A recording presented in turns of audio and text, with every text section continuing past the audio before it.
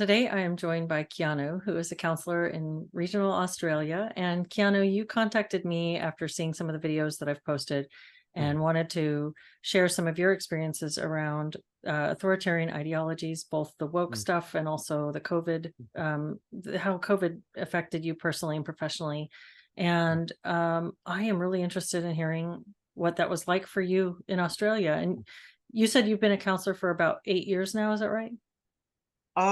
In training for about 8 years, in Okay. practice for about 2 to 3. Um, yeah, like that the way the industry is structured at the moment, it's a little difficult for counseling specific. So that's what my training is in, is bachelor's of counseling and postgraduate counseling. Mhm. The way the industry is moving, it's actually a bit harder for um that form of education to acquire work in Australia at the moment for different reasons. Um, Amusingly, I was actually like, I was considering going up to my master's, and this is something where you can relate on because I remember you talking about how, like, on one hand, you did want to go through with your qualifications, but just the way the courses were structured, how the content was handled, there was that a bit of reluctance, and that's something I'm kind of running into as well. But even looking at the um like when you look at the course offering on the university's website, under like masters of counseling, they usually offer what job or career outcomes you can expect. And so and in this one, it just says it's a great way to upskill. So even in Oh, okay. the offering, Okay. it doesn't state you or guarantee that having a masters of counseling would guarantee you work. Okay. um And you were explaining yeah. that counseling in Australia is structured very differently than it is in the Mm, US. It's not regulated the same way. And mm, so mm, you don't necessarily need certain certifications or mm, licenses in order to work in counseling. It's just about different training. You were talking about training and counseling skills though. And was mm, that done through undergraduate or mhm. postgraduate work? Yeah, both. Okay. So yeah, like in Australia, the mental health, let's say, so that's ranging from counseling, psychotherapy, psychiatry, psychology, that Mhm. field. The counseling side of it, like half of it, let's say, is unregulated. So Mhm. anyone in Australia, regardless of qualification, can technically call themselves a counselor and advertise as such. Whereas, in comparison to psychiatrists and psychologists, those are registered terms. So, even if you have studied, I think it's a bachelor of psychology and you've just graduated, you're still technically a provisional psychologist, and Okay. stating otherwise can lead you in professional hot water if you Mhm. misrepresent that. Mhm. If you're not, if it's up to the board of psychology to deem you, like, how appropriate your training is and what you can refer to yourself. Mhm. Whereas in counseling, we can call ourselves, like, anyone can call themselves a counselor, psychotherapist, life coach. It Okay. doesn't really matter. But with Okay. that said, that doesn't mean there isn't any training. Like, there are universities that offer a bachelor or master's, or we have like graduate certificate and graduate diploma, which is the stage between bachelor's and master's. So if I Okay. got a graduate diploma, that's half of my master's. And then I Okay. can just fold that into and do another 2 years and I'm completed, sort of thing.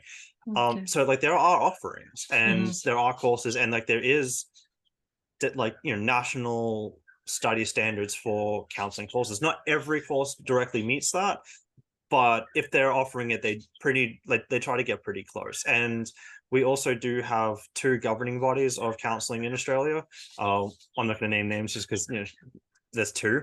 Um, but so, like, yeah, and like they're advocating on the behalf of our profession to kind of get re-recognized in the industry overall as a legitimate, as a legitimate profession, that we do have value to offer.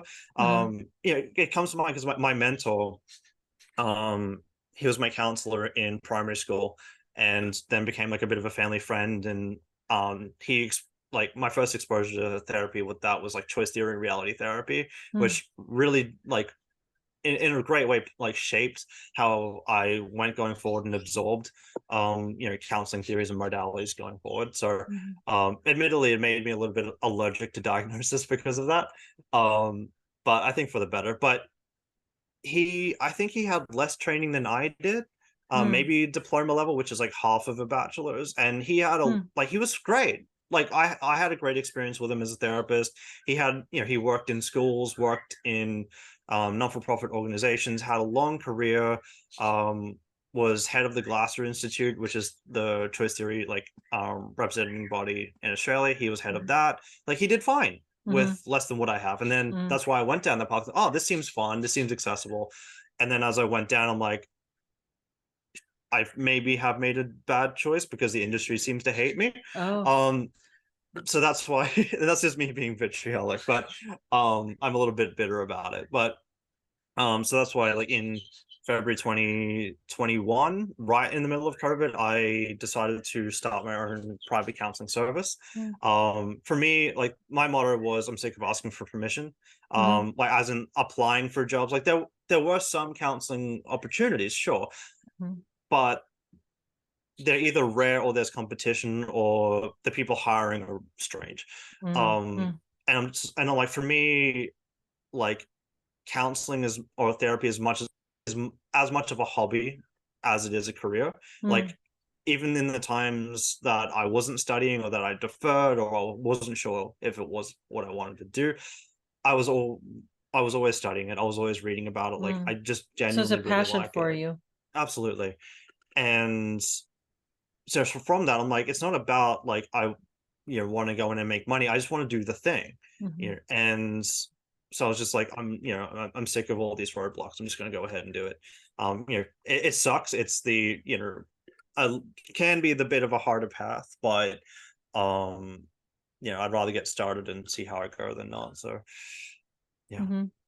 Well, that's it. It sounds like it is an interesting. The lay of the land there is so different Mhm. than here, and you Yeah. have a lot of different options within the applied psychology fields. But Mm. and I'll just point this out really quickly because I'm hearing it. But right I- before we started recording, you had a flurry of birds just kind of go crazy outside of your window, and I was kind of hearing them, and I'm picturing as you were mm. describing them these like brightly colored, beautiful birds Mhm. as I'm hearing the little chirping and Bright, brightly colored, distressed birds. distressed. Yeah. Well, they were, yeah, pretty distressed, it sounded like. But Yeah, I wasn't sure, like, prior to recording, like, we're trying to start it off, and then I hear this bang on the side of my house, and I'm like, I can't decide if it's like a giant bird, like, because like sometimes they fly in the windows, yeah. but we also have like I've been hearing like cat fights in the street, so Mm. I wouldn't be surprised if like a cat just launched itself into the side of my house trying to get a bird. So, um, Well, well, that's yeah, the little entertaining, cute chirping noise in the background if anybody hears yeah. that. Um, Australia is the land of death, don't you know? I never heard it called that, but Well, yeah, because like they say, like we have like snakes and oh, the spiders and spiders and crocodiles and stuff. drop bears and stuff. So Dangerous wildlife. yeah, yeah, and cats. So Yeah. yeah. So you said that you decided to start a private practice Mm, because it's difficult to find work within mm, the other clinical options or mm. structures that are available. Pathways, yeah. Does that involve just Mm. the is that about the scale of licensing or the scale of certifying, or is that about ideological issues that you're finding in the Um, work? a bit of both. Okay. So predominantly the licensing. Okay. Again, because of the recognition that um what we call allied health professionals get. So that can be mental health nurses, so Mm, yeah, occupational therapists, registered psychologists, things like that. Because of the recognition that they get access to different fundings, they get mm, insurance coverage, things like mhm, that, which make it a lot more appealing to um, these organizations that employ them, as well as potentially a bit cheaper, because part of the salary can be supplemented by again, I don't know if the policy down to the detail, but that that's how I can imagine it can mhm, happen, is that like rather than the client, for example, like they can access the mental health service for free or cheaper because mhm. of that financial Insurance and coverage, whatnot, but yeah. the company's still able to pay. So rather than trying to navigate like how expensive uh mental health treatment can be for people, or for companies to pay for that salary. But on top of that, though, like the industry has moved into somewhat ideological, but it's not necessarily just the human services. Like even when I was pondering going into more manual labor, which I'm not skilled for, but like, sometimes you get doubtful. There's pretty much a DEI statement in every job advert for Is that right? most major companies. Wow. Um, And what is that like there? What is the DEI? Is it the same kind of thing you're hearing about here, or does it have a different, I mean, it's usually do you, just a blurb at the bottom of uh-huh. the job advertisement, like, this company is dedicated to diversity and inclusive practices. We encourage, certain minorities or indigenous to apply to these jobs. Or it could be, especially like in the mining industry, like it's much easier to get in if you're a woman than it is a man, just because I guess it is majority male. So and so yeah, if you're an unskilled female, but you get the appropriate tickets and um things like that to start with, they'll bring you on, not a problem. So there's a And lot of affirmative action then. in a sense, and I Mhm. and uh, as we're talking about prior to recording, like I was thinking about how I would talk about the more ideological aspects and representations in Australia, and that, at least in my own personal experience and exposure, yes, it is there, and yes, I have experienced it, but it's not to the same level of intensity as you might have heard Mm, online. And okay. not to say that that doesn't happen on the personal scale. I'm just speaking from my own perspective. In that, yes, it's there, but like, some of these companies, it's just they're big enough that it looks better to have it. Yeah. Um, like the company I work for at the moment as well has one. You don't see it in It the just feels workplace, like an really. obligatory statement that's just being Yeah. made. Hmm. But on the and so when I was thinking about it, I'm like, this, and even if we go into my more educational experiences, I would have to describe it more like being more on the personal level. It's the individuals, it's the student clubs, it's Mm, the lecturers themselves mm, bringing, like, introducing this like value system hmm. into things, rather than it being purely from like HR down. It might Okay. be like, maybe the university or these institutions want to support this. As we know, like these, pardon me, these like it's a bit of like two sides of a coin in the way, because I'm sure like we can all be sort of sympathetic to Hmm. what sort of work or DEI ideology is trying to achieve. Hmm.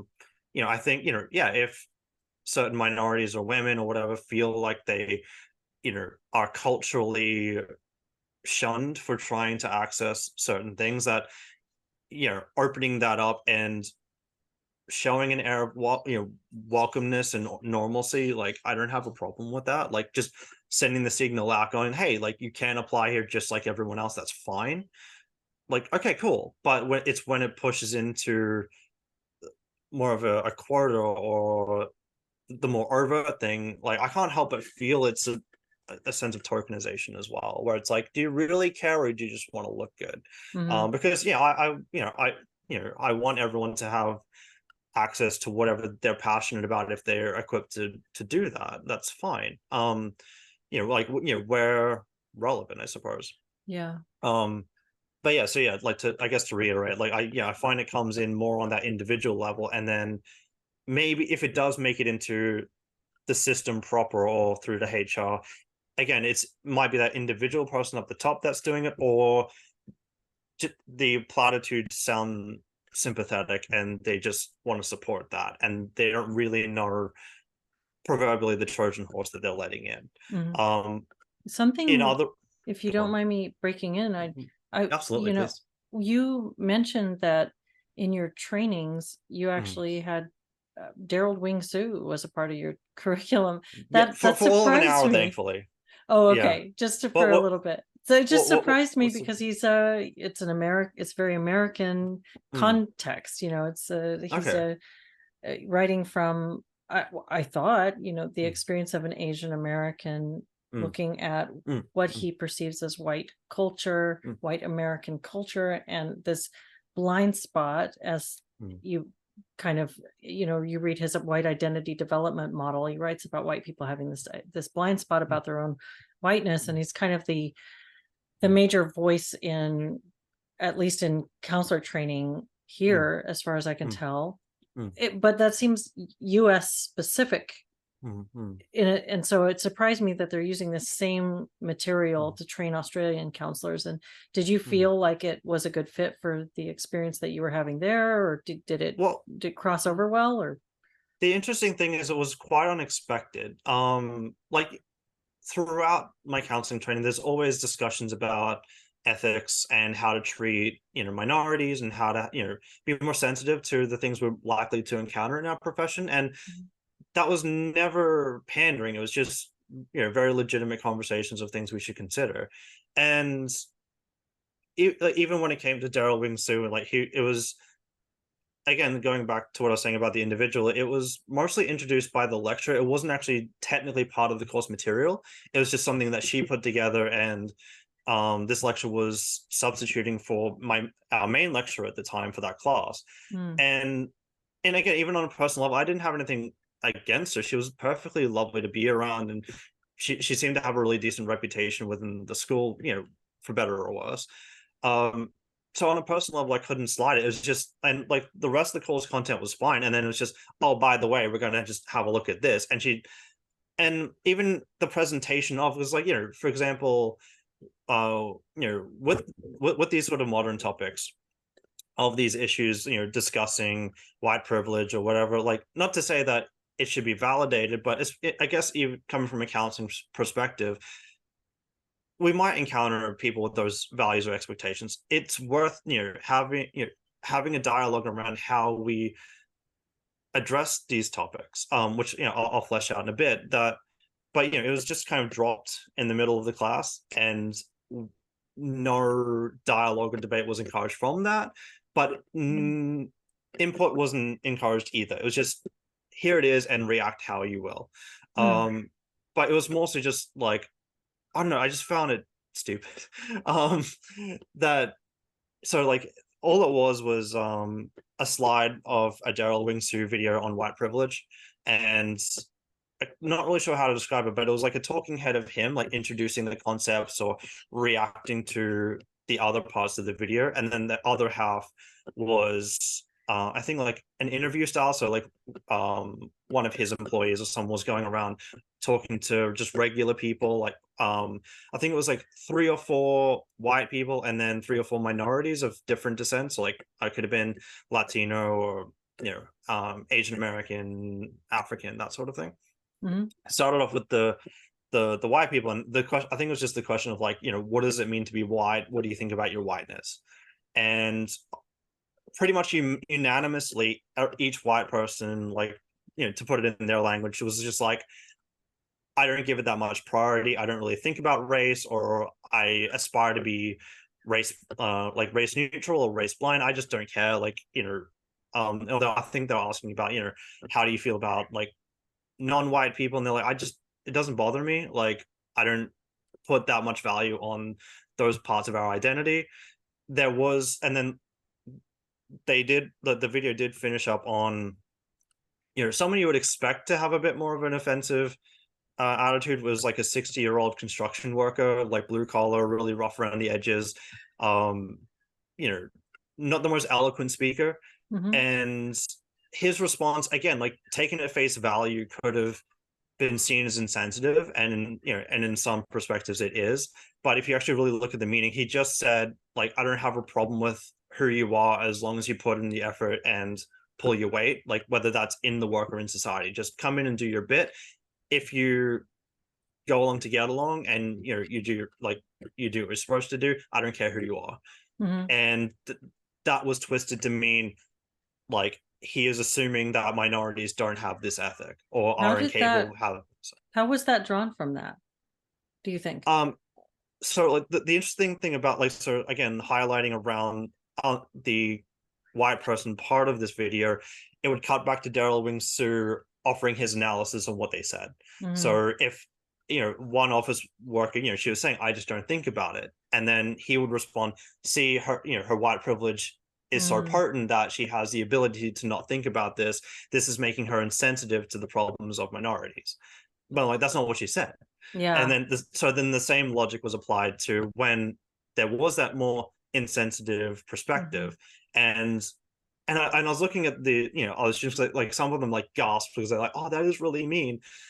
And Mm, I'm like, but it got me to thinking about our responsibility as counseling professionals. And again, the bittersweet thing about my exposure to that was that I got a lot from it.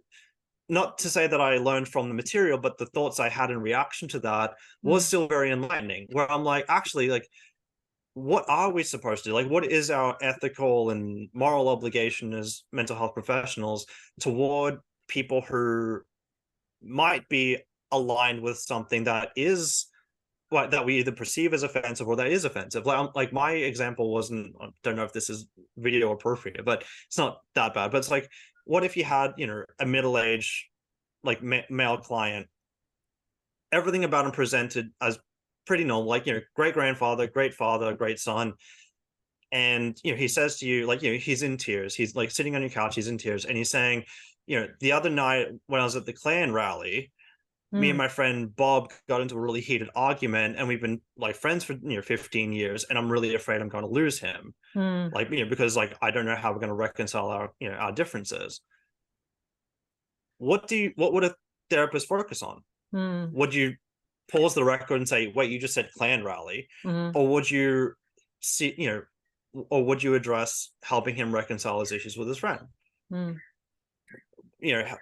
And I found that, yeah, like that's, and I'm grateful I had that line of thinking. But and again, feel free to butt in because but the other half of the video when it was discussing the minorities, again, this is the thing that like I guess frustrated me as well. When he interviewed them about, I can't remember if he said does it mean, like what does whiteness mean to them, or I think it would have been like what does your insert cultural background mean to you, something Mhm, like that. It mhm, was 8 years ago now, so forgive me, but each of their reactions was something along the lines of you know putting it illustratively, it could have been being Mexican means being oppressed by the white man. okay. So like it was the minority's responses that was actually speaking negatively against another group. Mhm, And but also thought like when it the term whiteness doesn't mean the same thing as black. Like mm, black has, at least in the American context, has a very specific reference to a type of person and culture. Like it's more of a linguistic thing than it is a cultural descriptor.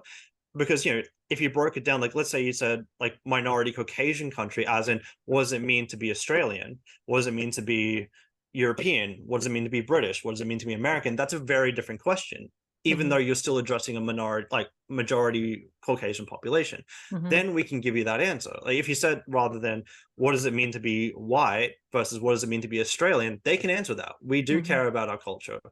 And we do have a cultural identity, but we don't think of it as white. We think of it as Australian. mhm, And so it's like saying, what does it mean to be black? That, at least from my understanding, it seems to have more of a cultural implication. That's where I'm like, it's a linguistic play, not mhm. not a conversation about skin tone. That's Because really interesting. I think that's a really I haven't heard anybody address it that mm, directly, that there is because it does seem like there are I guess ethnic subcultures within mm, any majority culture. So if you're looking at American culture, you might have like I've known people who are very involved in their German heritage mm, societies or in Scottish heritage, go to the you know, the Highland Games and celebrate their thing and have their little, connection to yeah, their clan or whatever it is. And and so if you ask somebody about their heritage, they might have more or less tie to something that's either pre-American or from wherever their family came from mm, or American based.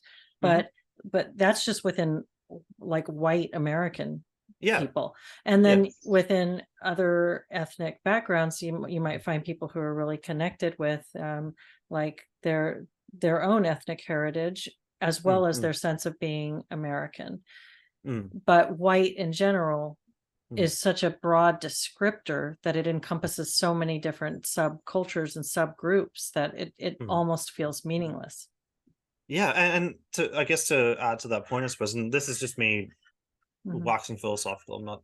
I don't know if this is true or not, but again, it's because it's very easy to say white in contrast to black, and the black is kind of implied white in contrast to everyone else. White in Mm. contrast to X minority, but it's like, well, not everyone's black. Right. Like people have different gradations of skin tone, but we don't have you know color descriptors necessarily, unless like are being playfully insensitive, let's say. Like you can if you're creative, but we don't typically like casually speak like that. Mhm. Like whereas black, like I said, like that's very much adult. Like even in indigenous Australia, we don't say black. Well, Okay. like not typically. They might say aboriginal or indigenous, but we don't typically use black. Or they might, but I don't hear it that frequently. Well, If it yeah. does, it's adopted from American culture. Okay. Okay. Um, That's so interesting. And I was just talking with a friend not that long ago who was informing me that even within Black American culture, there are definitely mm, subcategories and divides, and they certainly isn't a monolithic culture mm, um like it's presented. It's just yeah, and now I feel like there's this I almost feel reflexively not I don't know if yeah, offended isn't the right word, but it feels strange that they're pushing this whole mm, concept of BIPOC, yeah, yeah, yeah, which is like here it's black, indigenous, and people of color. So it's this mm, like mm, this acronym that's being used to just mean not white. mm, It's mm, just that's all it means. It just means not yeah, a white person. But mm, they present it as if it's this mm, separate culture, which it mm, absolutely isn't. You can't group mm, all people who are not white under one mm. acronym and have that be something that's meaningful. Yeah, yeah, and I think so. That's what, like you're saying, like there's that even in like white America, let's say, or black America, let's say, you Mhm. know, like you're alluding to, there is the American identity. Like if someone might have Italian heritage or Greek heritage, but have mixed parents or present as white, let's say, Mhm. and they might have some personal value towards being American and being whatever heritage that they come from. And like you're saying, like there is this black culture, but then you're saying there's also the subcultures and the sub heritages in that as well. And so it's Mhm. like, well, again, it's that blurring of the lines, or like that penning in of, even if these minorities do have these differentiations, the I don't know, broader culture, the broader dialogue is kind of going, like it is linguistically penning them into the same group, even if Mhm. they, and like I said, like some of that verbiage is bleeding over into other countries, in the sense of like it's more of a cultural adoption, or like a pop cultural adoption, rather than some a genuine reference to self. But when you break it down like that, it's like, are we talking about skin tone or culture? Mhm. Because even like if you want to go back to Caucasian, even you know putting and again, I don't know if this is true, but I'm sure, like British versus German or Italian, or like however you want to like cut it, like they don't always get along, or they all have their like Mhm. you could blend two very distinct Caucasian cultures. I'm sure they would find something to fight over, Mhm. just because like something in their heritage is different. Mhm. So, but I think it might be that blurred line that they're playing with, which is it's again, because like it's easy to say what does it mean to be white, but white does imply culture. That's why we can say I don't think about it, Mhm. because we Mhm. don't we that isn't how we Because think that's about not how we think ourselves. about it. Yeah, that's Yeah, a really because it great doesn't point. imply heritage.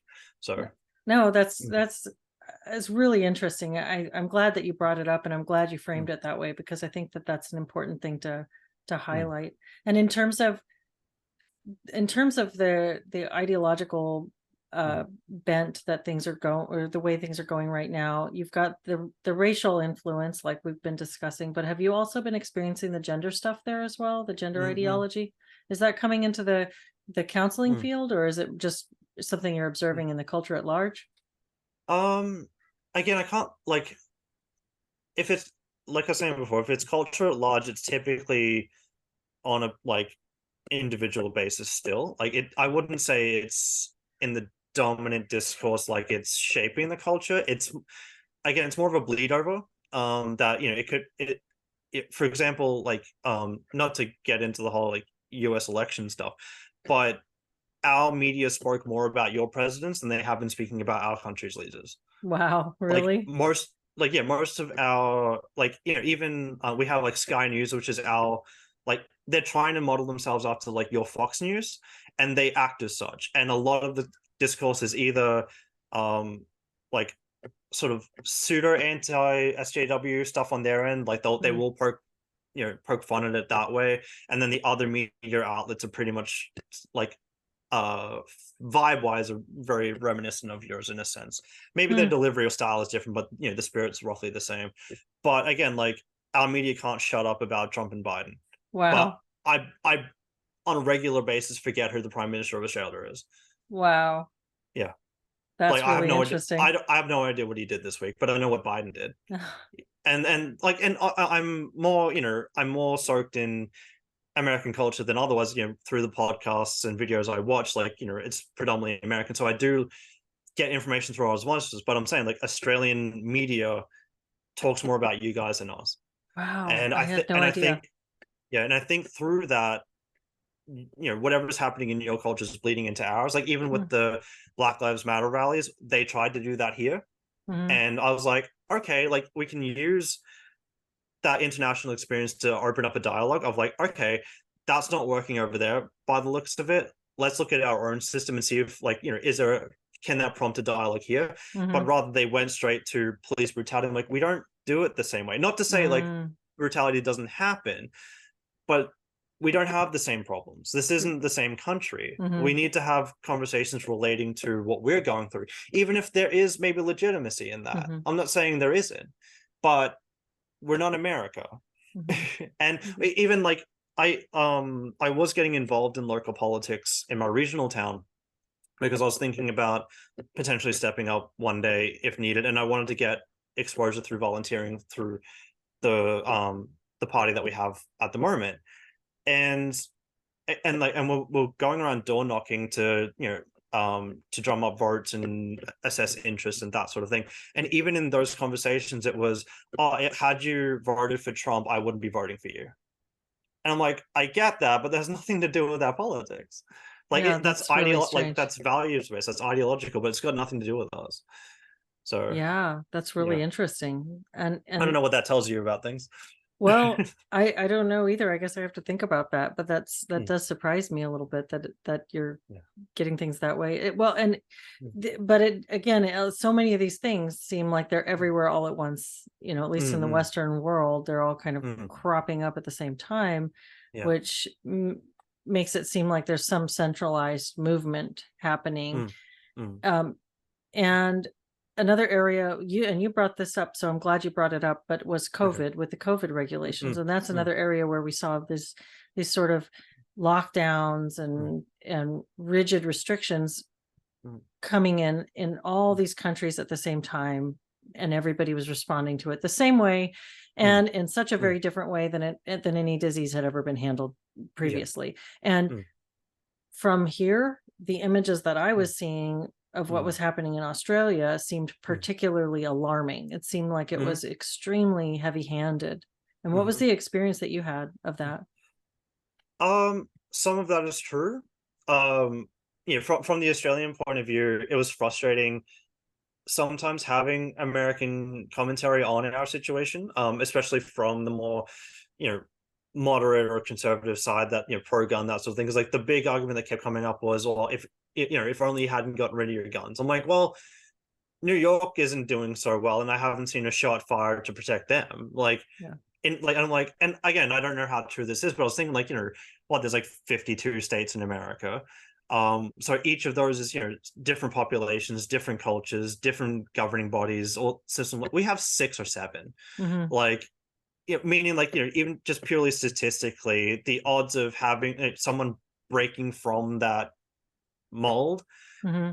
is low because it's like we have federal government, which oversees the country, and then we have state government, which is one representative in their respective party that oversees the whole state of each state and territory in Australia. So New South Wales, Victoria, Western Australia, Adelaide, those sorts of things.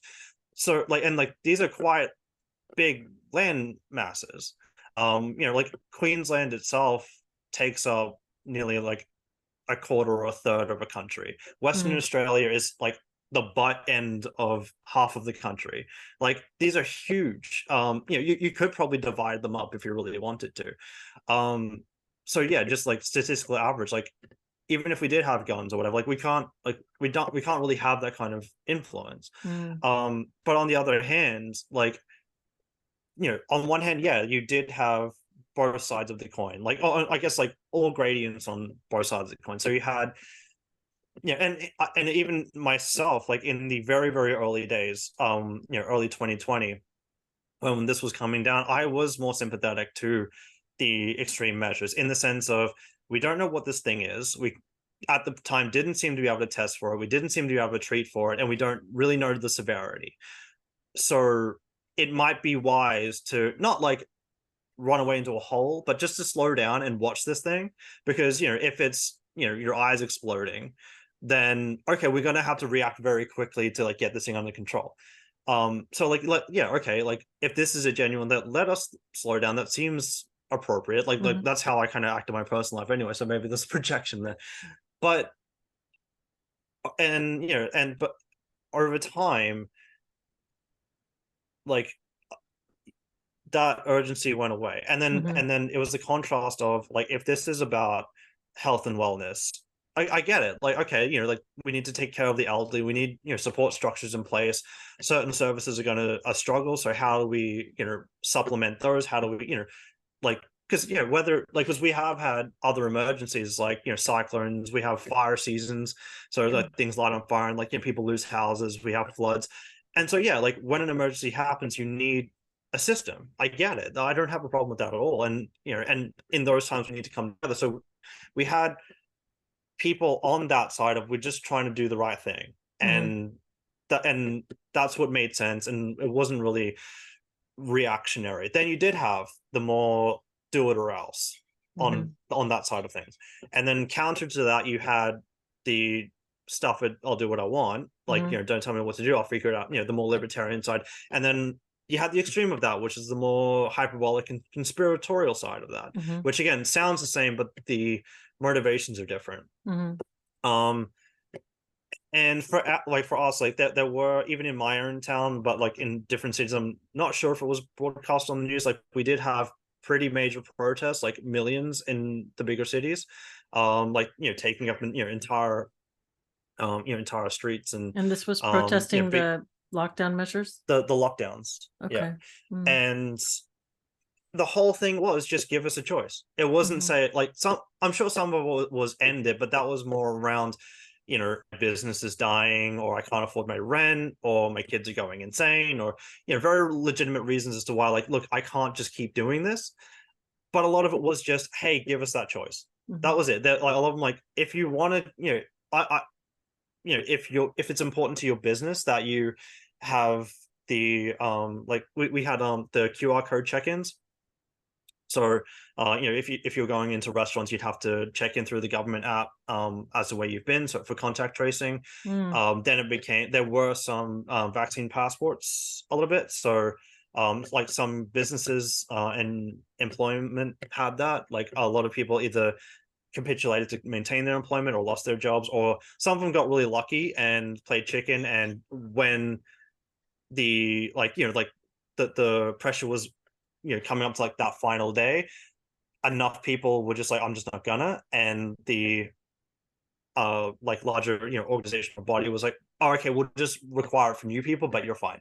And they were able to dodge that bullet. So there were a number of people who were able to resist the vaccine requirements to varying degrees. But even like on the independent level, like I had for example, like psychologists, and this is where I was lucky with the deregulation of counseling, is that because my industry isn't recognized, I can do what I want. Like there's no one that can stop me aside from like the more broader policies.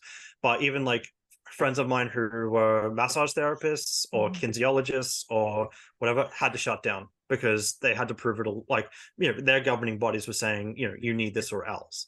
So even like people on that more independent scale couldn't Mhm. willfully resist. Mhm. But and there was like again this frustrating thing where when the vaccine mandates were starting to roll out, it came out that the levels of government didn't face mandates, Oh, and everyone was wow. pushed. Yeah, and everyone was pushing back, going like, "Well, if we're mandated, why aren't you?" Yeah. And their response was, "Oh, but we're getting it." It's like that's not the point. That's not, yeah, that's Is not the point, is that people want a choice. Yeah, it's like, well, they got one. They got a Like, choice. Yeah. yeah, Yeah. like I mean, not to say that they did or didn't get it. Like they might have still believed in it, but they weren't mandated. But Yeah. everyone else was. Yeah. There's a huge So difference. yeah, and it's little things like that that started turning me around. And again, I'm like, you know, if it's important to you, I get it. But coming from sort of psychological background, it's kind of like flagging abuse in a client interaction. Whereas like Mhm. once you start hearing like that rhetoric of do it or else, or Yeah. that coercion and those sort of tactics, I'm like, I wouldn't drink a glass of water under these circumstances because I Mhm. don't know what you mean. Mhm. Like if you want me to do it this badly and you're unable to have a dialogue about it, if you're unable to genuinely convince me of your situation, I don't care what you're offering me, even if it's $1 million. Like if some like like we've all seen Squid Game. Hey, do you want to make some money? Oh, it turns out I'm like killing people for it. I don't know what's tied to this thing, even if it seems like a great idea. Um, Yeah. I'm not, and maybe again that's more or less my personality, but I'm like I'm not prepared to walk into that unknown. Mhm. And that's when I started like taking that step back, going, well, like there's more sides to well-being than we're considering here, Mhm. and and I if you want the responsibility of protecting people, that includes that. And if Mhm. I'm not seeing it, then I'm not like I can't respect that, like even if I wanted to. Mhm. Um, but that said, like in small towns, like it was a really big time of gathering. Like we had, Mm. even in small towns, big cities, it wasn't just protests; it was people coming together and just talking about what the hell are we going to do? Like, are we going to run for local government? Are we going to like there was the amount of like homeschooling and like DIY and learning to garden and all these like small systems popped up from Mhm. that and alternative ways of being. So you're seeing And a growth in a community there that's centered mm, around mm. independent action and Yeah, thought. and like you're saying before, actually, like when it comes to the more ideological stuff that sort of everywhere all at once, Mhm. weirdly enough, the reaction to that is happening as well. As in, like, the whole homesteading, homeschooling, libertarianism, splitting off and doing your own thing. Again, that choice isn't necessarily ideological. Like, people doing that might not off the top of their head know, but they just look at it and go, this isn't working. Mhm. And so, like, even on that side of it as well, is starting to be more universal as, Mhm. on that side. Do you see Um, that as being a counter ideology, or do you see it as being mm, some kind of a pendulum swing or a cultural yeah. correction of something that where we've ceded too much, or how do you see that? Well, I do have a way of putting it, but it's more like conspiratorial is not quite the right word, but like I'm borrowing from Colling's collective unconscious type thing. Mhm. Mhm. Because the way I understood that, and someone might scream at me for this, but is thinking of the collective unconscious the same way we think of weather systems. Mm. So in that it takes different like different temperature, different wind, different locations to all come together to result in the larger weather pattern that happens. So with the collective unconscious, it's not just like everyone's upset, therefore you get war. It's some different patches of people like in the society or in the community are reacting in a way like a weather system that is going to combine together to get an outcome like on the collective scale. And I find when you see it like that, you can almost like we do with like weather, we can almost predict, oh, okay, you have resistance over here, you have neutrality over here, you have this ideology over here, you have this aggressor over here.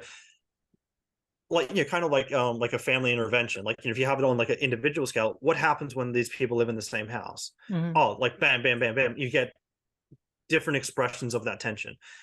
the same seems to be able to happen on a collective scale. And from that, I borrowed like, is it possible that we have like a psychic immune system? In that, like, and again, this is more me just like waxing philosophical.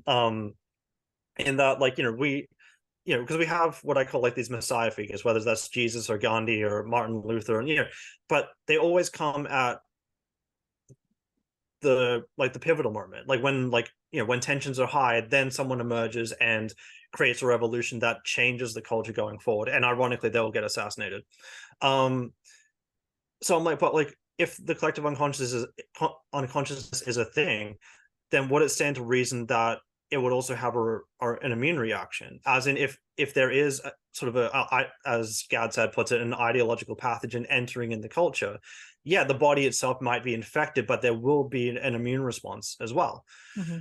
Because like, even if like, speculating evolutionarily, like, we do have an instinct to survive. So if it was a foreign invader or a foreign culture coming in on a more tribal sense, we would resist that, because it's not just about we disagree with you, it's the threat of our survival and our way of life is different.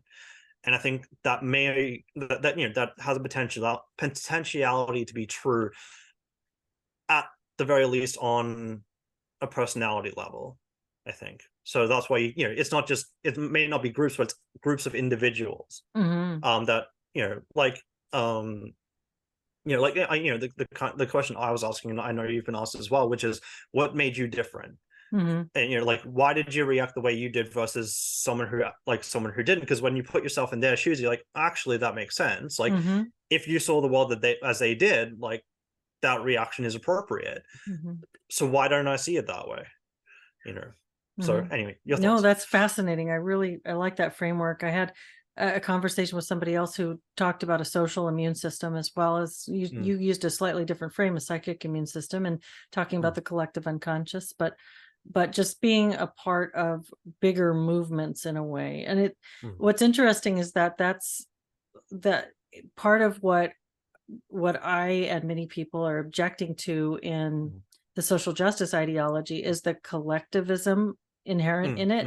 But it's this particular kind of collectivism, which is, as I see it, it's sort of a sociological aggregation of data and statistics, and then an attempt to distill that down to the individual level, which is very reductive, because it loses a lot of what it means to be an individual. So it's like an applied, social justice ideology to me seems like applied demography, really. It's like, here's the demographics, and we're going to apply this down to the individual level and make assumptions about individuals based on our study of demography. But what you're discussing, and what this idea of a collective or a psychic or social immune system response, immune response, in terms of people who are speaking out against it or forming different groups around countering this, is still a collective movement, but it's a collective movement of a very different type. And I think that's interesting. I don't really have a question so much as just what do you think about that? Oh, I actually did think about this. Okay, cool. I was speaking about before the recording that, like, some of the writing I did, and one of the primary questions or themes of question I was having to myself, which is, and not to put you on the spot, but did you get the Roller May quote that I sent? What? I'm sorry, what was it?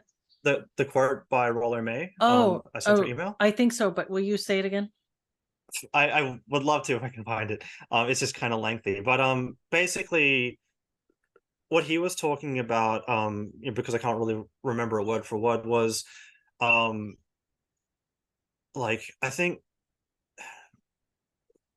going back to therapy as well, like the potential for professional naivety for the therapist to just be a representation of the dominant culture in itself could be a threat to the client, by because their intervention could then, like, try to intentionally or unintentionally persuade that individual back into the collective. And it's something like, the damage we can do to humanity as therapists is precisely by doing just what we're doing.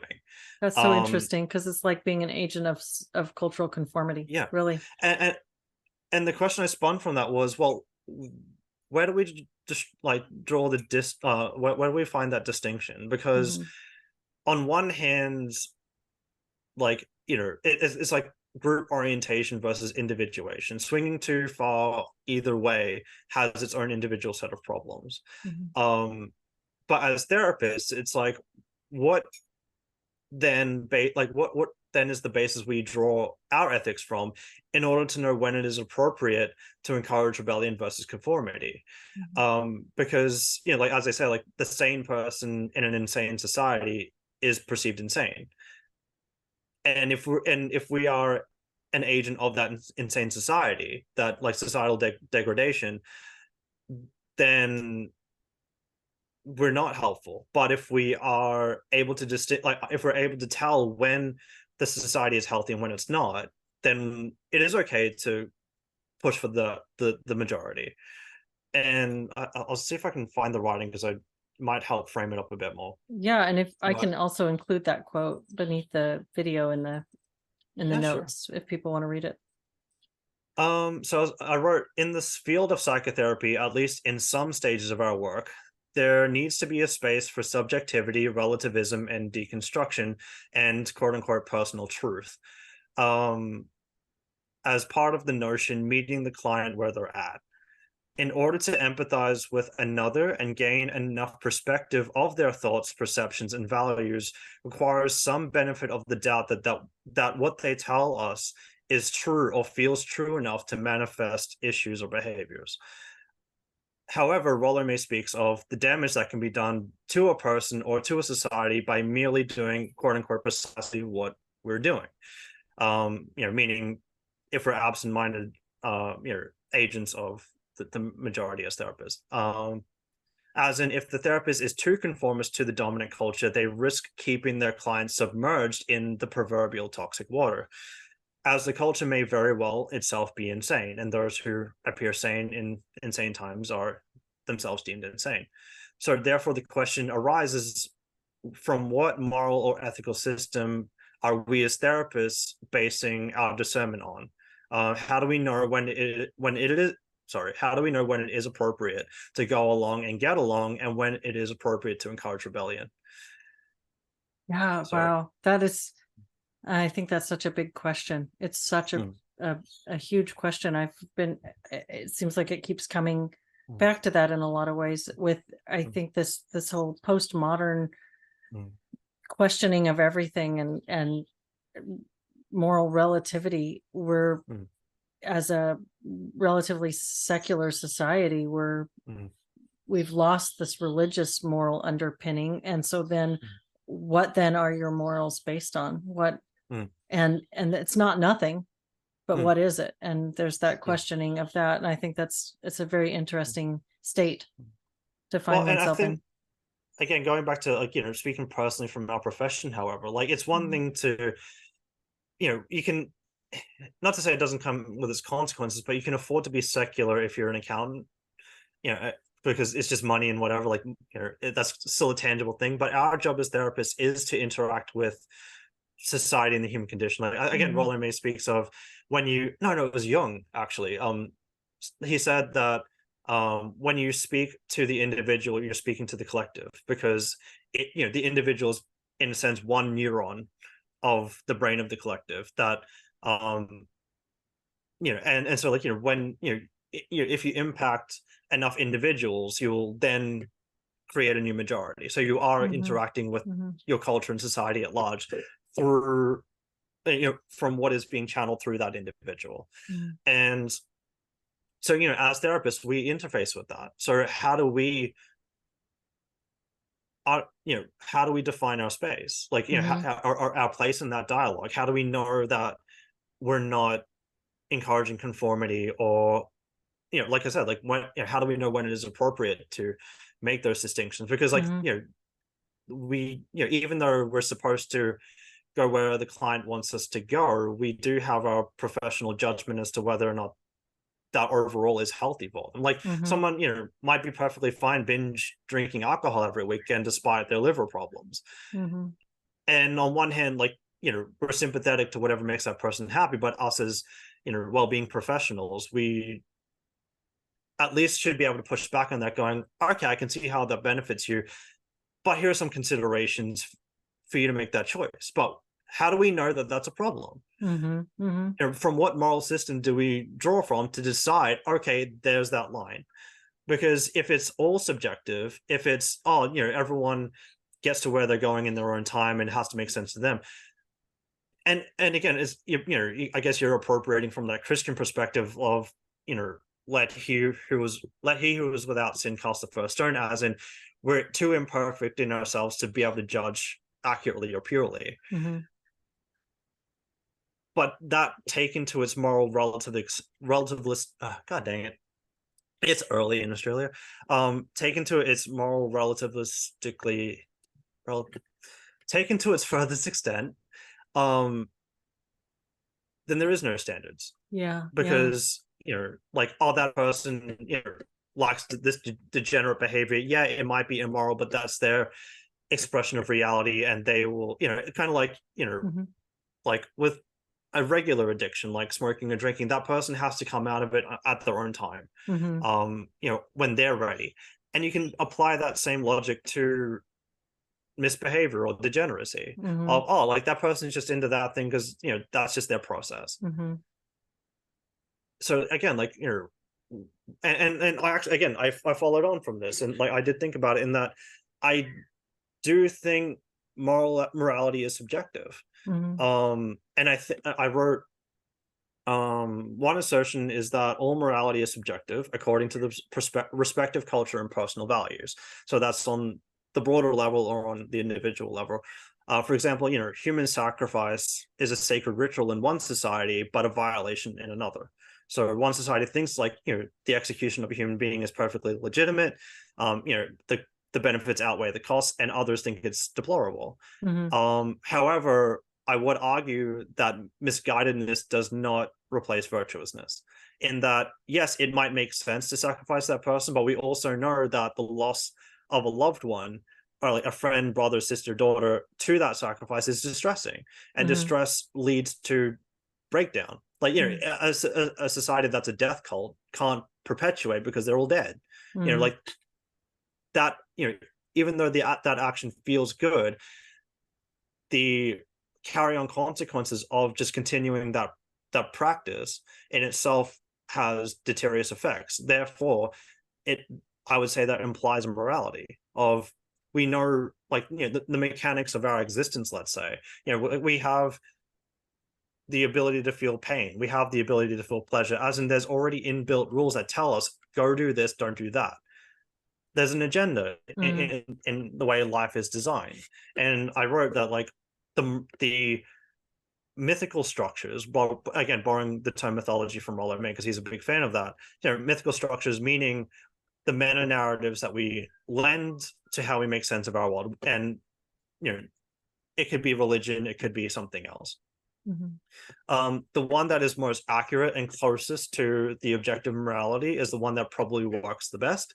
Not to say that it's the most long lasting, because again, a more rabid group of people can easily wipe out, say, pacifists, but Mm-hmm. doesn't necessarily mean the pacifists are wrong.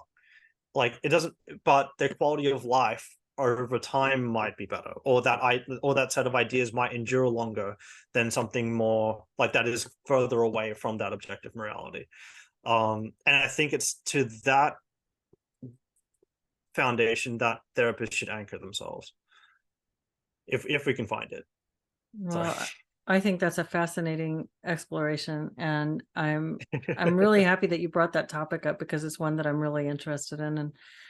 And uh yeah, I think that you raised a couple of things that you framed in a new way for me, and I'm looking forward to actually listening to this back so that I can think about those more. So thank you so much, and thanks for getting up so early to have this conversation with me. And is there anything that you'd like to suggest as a reference for people? Do you have anywhere that you're writing online that you'd like to direct people if they'd like to read some of your writing, or are you on Twitter or anything like that? Any links? Not at this point. I'm still just a random person in a small town at this point. But I've gotten a lot of value out of the essays I've written, especially because, like, like I was thinking a lot about, again, how our conversation would potentially flow, and I wanted to give respectable answers and actually, like, flesh out what I was expecting to say. And I've been wanting to write for a while, and this experience kind of affirmed that. So I'm hoping eventually to start doing more of that. But there is a hesitancy because, like, it's not exactly like evidence based. It's more just philosophical and speculative. And like I've said plenty of times in this, I'm not pretending anything that saying is in reality or makes sense or is historically or scientifically or psychologically accurate. It's just borrowing different frameworks and terminologies to motivate extra, like, different thoughts and playing with that. But if it changes and moves, that's perfectly fine. I think there's a lot of um value in that, what you're talking about. You're talking mm, about trusting your and exploring your moral intuition. And mm, that's something that obviously we've seen there's been a big breakdown in that mm, over the last several years as all of these authoritarian ideologies have crept in, mm, and we see people struggling so much, mm, wrestling with their internal convictions versus what they're being pressured mm, to do on the outside. And so going back in and exploring those that intuition and that mm, philosophical underpinning is what you're mm. describing. I don't think that Yeah, that's I think that's a very valuable thing to be spending time exploring. And yeah. even if it's not scientific or evidence based, Mm, mm, there's significant value mm. in that kind of work. Yeah, I like, just as you're saying that, I can tell I have about another hour's worth of dialoguing I can do on that. But for respect to your time, I can keep a pin in it for now. But yeah, Well, maybe we can do a part two sometime. That'd be really fun. I would look forward to it. I remember, like, this was kind of slapdash because trying to record a decent video when the sun hasn't come up yet, it's hard to make everything look decent. So hopefully next time I'll be a bit more prepared, Oh no, if there's next time. it's really awesome. I'm very grateful for your perspective and for you sharing Mm. your time with me. Thank you. I really appreciate your inquiry. To, like I said, the self perception of just some random in the emails. I'm like, you never know when you reach out to someone. It's like, it's like, does this person have like a million of people trying to, like, claw their way into their attention, or you Well, just never know how you come across. And you I could hate tell by spam. how terrible my Yeah. correspondence is right now. I'm pretty swamped, but I'm glad That, we had a good dialogue, and I thought you'd have some interesting things to say, and you certainly yeah. do. So Yeah, thank you for being persistent. the lapse in the admin standards, I suppose, made me feel much better about myself. So it paid off in the end. Well, excellent. Thank you so much again, Keanu. My pleasure. Anytime.